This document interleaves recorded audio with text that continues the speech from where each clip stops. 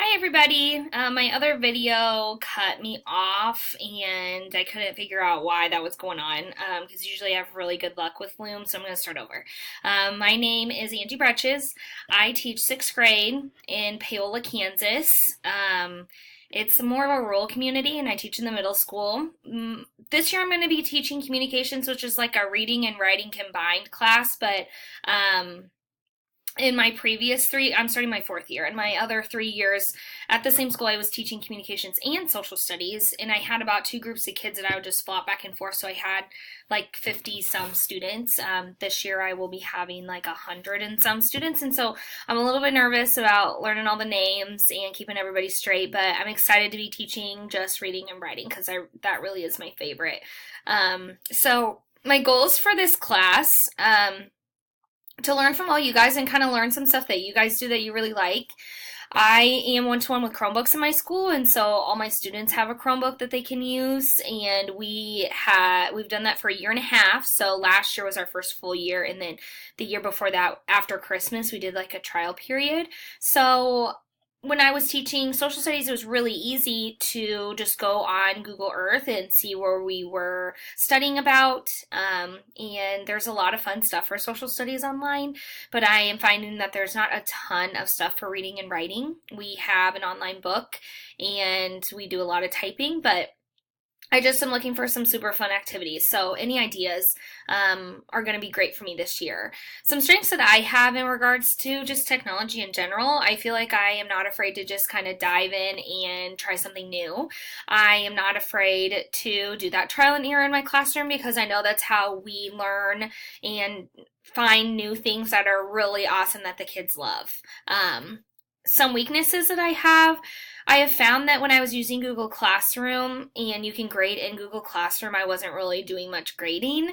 When I have a paper stack full of stuff that I need to grade because it's sitting there and it's an object and it's nagging at me, I can get that done. But when it came to stuff I needed to grade on the computer that was on Google Classroom or shared with me or in my drive or whatever, I just kind of took the mentality of, well, it's already there, so I'll get to it, and that was really hard for me. So I'm trying to be better about that. Any tips on how to do that are much appreciated. I kind of already talked about my interests, just kind of some reading and writing things that I can implement in my classroom. The goal of my career, I am getting my master's in instructional technology, like a lot of you are, and I'm almost done. This is one of my last classes before I start the practicum and graduate in December. So, really excited about that. I have seen a lot of new faces in these classes, and I'm really excited to meet some new people and hear some new ideas. Tips and resources for you from me.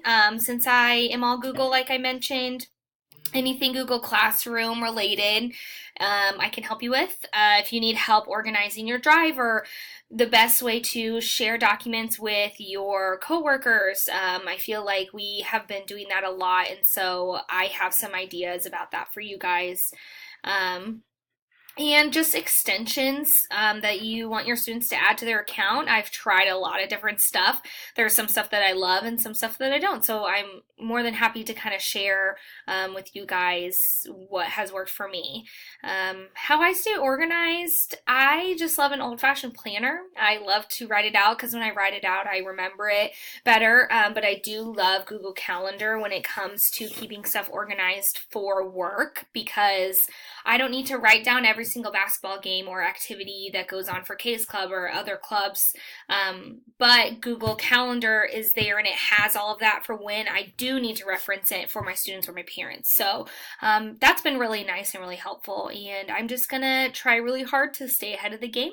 And I'm excited to meet everybody and hear all of your ideas.